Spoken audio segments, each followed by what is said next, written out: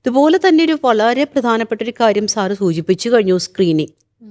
കാരണം ഞാൻ ഓർക്കുകയാണ്, ഈ അടുത്തിടയ്ക്കൊക്കെ എനിക്ക് കിട്ടിയ ഒരു ദിവസം കിട്ടിയ ആക്ച്വലി ഒരു 3-4 കേസുകൾ ഇതുമായിട്ട് സ്ക്രീനിങ്ങുമായിട്ട് ബന്ധപ്പെട്ടതാണ്. അറ്റ് ദ സെയിം ടൈം അത് ADHDയുടെ രീതിയിലുള്ള ചില ലക്ഷണങ്ങൾ കാണിക്കുന്നതും ഉണ്ട്. പക്ഷെ നമ്മളതിൻ്റെ ഒരു പാസ്റ്റ് ഹിസ്റ്ററി എടുത്തു കഴിയുമ്പോഴത്തേക്കും നമുക്കൊരു ഒരു ഹൈപ്പർ ആക്ടിവിറ്റിയോ ഇമ്പൾസിവിറ്റിയോ അതിൻ്റെ അകത്തൊരു പാസ്റ്റ് ഹിസ്റ്ററിയിൽ കണ്ടെത്താനും സാധിക്കുന്നില്ല. അങ്ങനെ വന്നപ്പോഴത്തേക്കാണ് നമ്മൾ കുറച്ചുകൂടി അത് രൂക്ഷമായിട്ട് അതല്ലെങ്കിൽ ഫോക്കസ് ചെയ്ത കേസ് ഒന്ന് പഠിച്ചു നോക്കിയത്. അപ്പോഴാണ് മനസ്സിലായത് ഈ കുട്ടികളെല്ലാം റീൽസ് പോലെയുള്ള കാര്യങ്ങൾക്ക് അഡിക്റ്റഡ് ആണ്. ഇപ്പം നമുക്കറിയാം, ഞാൻ ഇതിനെ കുറ്റം പറയുകയോ ഒന്നുമല്ല, പക്ഷേ അതിൻ്റെ ഒരു നെഗറ്റീവ് വശം നമ്മൾ മനസ്സിലാക്കിയിരിക്കണം. അതായത് ഒരു ജമ്പ് ചെയ്യുന്ന രീതിയിലുള്ളൊരു ഒരു അറ്റൻഷനാണ് അവിടെ ഉള്ളത്. ഏതെങ്കിലും ഒരു 1 മിനിറ്റ് പോലുമല്ല, കുറച്ച് സെക്കൻഡുകൾ മാത്രമുള്ള ഒരു വേർഷൻ, ദെൻ അതിൽ നിന്ന് ഏറ്റവും വിഭിന്നമായിട്ടായിരിക്കും അടുത്ത വേർഷൻ. അപ്പം അതിനേക്കാൾ സ്പീഡ് കുറഞ്ഞതോ മറ്റു കോമ്പിനേഷൻസ് മാറിയതായിരിക്കും അടുത്ത വേർഷൻ.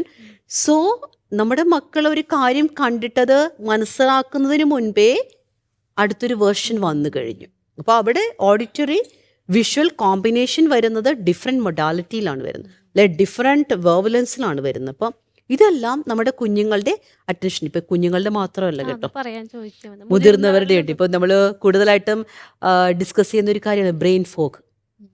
അതായത് നമ്മുടെ തലയിൽ കാര്യങ്ങളിങ്ങനെ വന്ന് കാർമേഘം മൂടുന്നത് പോലെ മൂടിയിരിക്കുവാണ്. ശ്രദ്ധിക്കാൻ പറ്റുന്നില്ല, എന്താ പറഞ്ഞതെന്ന് കേൾക്കാൻ പറ്റുന്നില്ല, പറഞ്ഞത് കേട്ടതൊന്നും നമുക്കൊന്ന് എന്താണെന്ന് ഗ്രഹിച്ചെടുക്കാനായിട്ട് സാധിക്കാത്ത ഒരു അവസ്ഥ. ശ്രദ്ധിക്കുകയാണെങ്കിൽ തീർച്ചയായിട്ടും അവർ ഫോക്കസ് ചെയ്യുകയാണെങ്കിൽ നല്ല റിസൾട്ടും കൊണ്ടുവരും. അതിന്റെ ഭാഗമാണല്ലോ നമ്മളെപ്പോഴും പറയാറുള്ളത്. അതായത് ഹൈപ്പർ ആക്ടിവിറ്റി ഉള്ള പല വ്യക്തികളും വളരെ പ്രശസ്തരായിട്ടുണ്ട്. അപ്പൊ അതുകൊണ്ട് നമുക്ക് ADHD ഉള്ള ആൾക്കാർ ജീവിതത്തിൽ വിജയിക്കണതായിട്ടാണ് പലപ്പോഴും കണ്ടിരിക്കുന്നത്. കാരണം ഇവർ ഭയങ്കര ഫാസ്റ്റ് ആണ്, വളരെ വേഗത്തിൽ കാര്യങ്ങൾ ചെയ്യുന്ന വ്യക്തികളാണ്. അപ്പൊ ഇവരൊന്ന്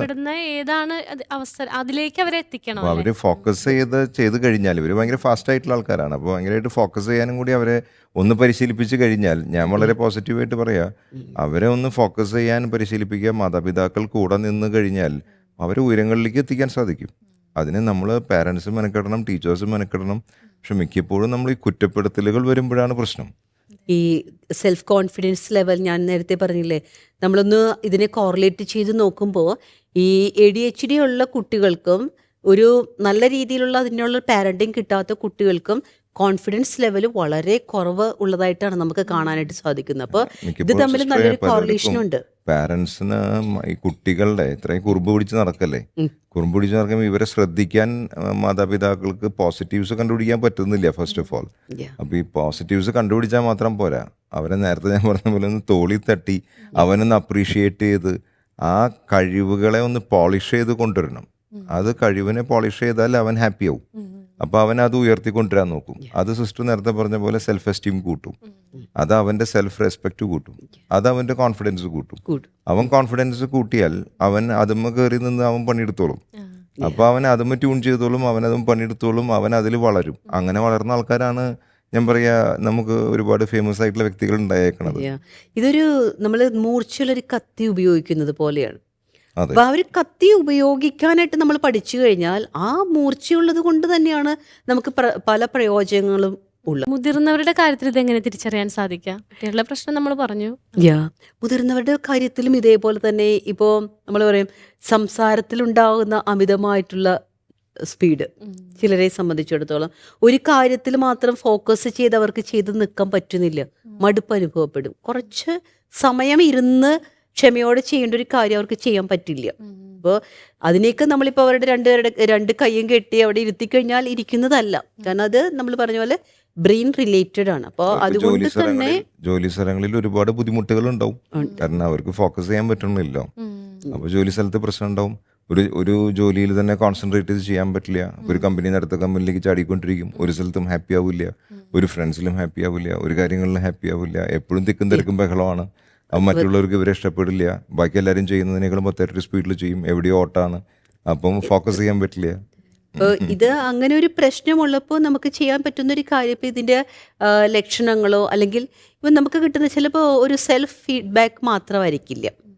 വേറൊരാൾ നമ്മളോട് പറയുകയാണ്, അത് നിങ്ങൾ ഈ ചെയ്യുന്ന ഒരു കാര്യത്തിൽ നിങ്ങളൊന്ന് ശ്രദ്ധിച്ചിട്ടുണ്ടോ? ഇപ്പോൾ ചില സമയങ്ങളിൽ നമുക്ക് ഈ അഡൾട്ട് ADHD ആയിട്ടുള്ള ആൾക്കാരെ കണ്ടു കഴിഞ്ഞിട്ട് അവരെ നമ്മൾ കുറച്ച് സമയം ശ്രദ്ധിച്ചിരുന്നാൽ തന്നെ നമുക്ക് മനസ്സിലാക്കാനായിട്ട് സാധിക്കും. ഈവൻ ചേഷ്ടകളാണ്, അതായത് ബിഹേവിയർ, എക്സ്പ്രസ്ഡ് ആയിട്ടുള്ളൊരു ബിഹേവിയറാണ് നമുക്ക് കാണാനായിട്ട് സാധിക്കുന്നത്. അതിനേക്കാൾ സ്പീഡിലാണ് അവരുടെ ചിന്തകളും കാര്യങ്ങളും ഒക്കെ പോയിക്കൊണ്ടിരിക്കുന്നത്. പക്ഷെ അത് അവർ മാത്രമേ കാണുന്നുള്ളൂ അല്ലെങ്കിൽ അനുഭവിക്കുന്നുള്ളൂ. നമുക്ക് മനസ്സിലാക്കാനായിട്ട് സാധിക്കും അവർക്ക് ആ ഒരു സമയം ഇരുന്ന് കഴിയുമ്പോഴത്തേക്ക് അല്ലെങ്കിൽ അവർ ഫോക്കസ് ചെയ്യുന്ന കാര്യങ്ങൾ പറ്റുന്നില്ല അവർക്ക്. പക്ഷെ അവരുടെ ഈ എടുത്തുചാട്ടം മനോഭാവം ഉണ്ടല്ലോ, പല കാര്യങ്ങളും ചെന്ന് ചാടും. പല എന്താ വെച്ചാൽ രണ്ടാമതൊരു തോട്ട് വരുന്നില്ല, ഒരു മെച്യൂർ ആയിട്ടുള്ള ഒരു ചിന്തകൾ വരാത്തത് കൊണ്ട് പല കുഴികളിലും ചെന്ന് ചാടും. എടുത്തുചാട്ടം മനോഭാവം, നമ്മളൊരു ഇമ്പൾസിവിറ്റി നേരത്തെ പറഞ്ഞു, ചെറിയ കുട്ടികളുള്ള ആൾക്കാർ നമ്മൾ നല്ല ചെറുപ്പത്തിൽ അതിനെ ട്രീറ്റ് ചെയ്യാതെ മുമ്പോട്ട് പോയി കഴിഞ്ഞാൽ വലുതാവുമ്പോഴും ചില ആൾക്കാർ പറയും നമ്മൾ വലുതാകുമ്പോൾ ശരിയായിക്കോളും എന്ന് പറയും. പക്ഷെ അത് ശരിയായില്ലെങ്കിൽ ഉണ്ടാവുന്ന പ്രശ്നം വലുതാവുമ്പോൾ ഈ എടുത്തുചാട്ടം അപ്പോഴും ഉണ്ടാവും. പല ആൾക്കാരും വലുതായി കഴിഞ്ഞിട്ടും ഒരു ജോലിയിലും സ്ഥിരതയും ഇല്ല, ശമ്പള കയറ്റവും ഇല്ല, ലൈഫിൽ പ്രോഗ്രസ്സും ഇല്ല. അപ്പോൾ ഫാമിലി ലൈഫ് മൊത്തം പ്രശ്നമാവും. പിന്നെ ഒരു റെക്ലെസ് ബിഹേവിയർ പാറ്റേൺ നമ്മൾ പറയും, അതായത് വരും വരായികളെ മുന്നേ കൂട്ടി കാണാനായിട്ടുള്ള ഒരു ഇൻസൈറ്റ് ഫോർസൈറ്റ് ഇല്ലാതെയും പോകുന്നുണ്ട്. അപ്പോൾ ഇത് മനസ്സിലാക്കുക എന്നുള്ള വളരെ പ്രധാനപ്പെട്ട, തിരിച്ചറിയാൻ എത്രയും പെട്ടെന്ന് തിരിച്ചറിയാന്നുള്ളതാണ് അല്ലേ? തിരിച്ചറിയുക. ആ തിരിച്ചറിയുന്നതിന് നമുക്ക് അതിനെ കറക്റ്റ് ചെയ്യാനുള്ള മെത്തേഡ്സ് ഉപയോഗപ്രദമാക്കുക. അതോടൊപ്പം തന്നെ അയാൾക്ക് അങ്ങനെ ഒരു ഡിഫക്റ്റ് ഉണ്ട് അല്ലെങ്കിൽ അയാളുടെ ആ ഒരു ബിഹേവിയർ പാറ്റേൺ അങ്ങനെയാണ് എന്നും കൂടി നമ്മളൊന്ന് മനസ്സിലാക്കി കഴിഞ്ഞാൽ നമുക്ക് അതിനനുസരിച്ചുള്ള ഒരു തലത്തിലേക്ക് കുട്ടികളെ കൊണ്ടുപോകാനായിട്ട് സാധിക്കും. ഇപ്പം നമ്മൾ സ്കൂളുകളിലൊക്കെ നമ്മൾ പ്രത്യേകിച്ച് പറയാറുണ്ട്, അവരവർക്ക് ചെയ്യാൻ പറ്റുന്ന ഒരു നൈപുണ്യത്തിലേക്ക്, സ്കില്ലിലേക്ക് കുട്ടികളെ വളർത്തണം.